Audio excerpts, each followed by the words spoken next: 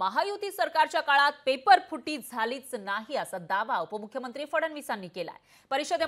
विधान परिषदेमध्ये त्यांनी हा दावा केला आहे। तर परीक्षांसंदर्भात 47 FIR झाले पण पेपर फुटी झाली नाही असा दावा देवेंद्र फडणवीस यांनी केला आहे। पारदर्शी परीक्षा घेण्याबाबत कठोर कायद्याची ग्वाहीही फडणवीसांनी दिलेली आहे। तर एकीकडे नीटचा पेपर फुटल्याचा आरोप केला जात असताना दुसरीकडे राज्यामध्ये तलाठी भरती असेल किंवा इतर ज्या परीक्षा झाल्या आहेत त्याच्यामध्ये पेपर फुटीचा आरोप करण्यात आला होता आणि त्यामध्ये जेव्हा विरोधकांनी याविषयी प्रश्न उपस्थित केला आणि कायदा करा या संबंधी अशी मागणी केली त्यानंतर फडणवीसांनी हा मोठा दावा केला आहे। तर परीक्षेसंदर्भात त्यांनी 47 FIR झाले पण पेपर फुटी झाली नाही असा दावा केला।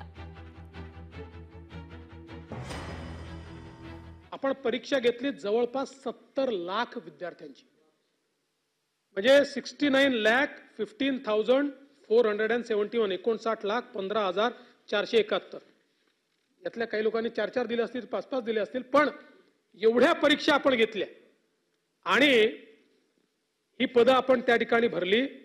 आणि या परीक्षा घेत असताना या सरकारमध्ये पेपर फुटीची एकही घटना नाही, एकही नाही, एकही पेपर जुन्या।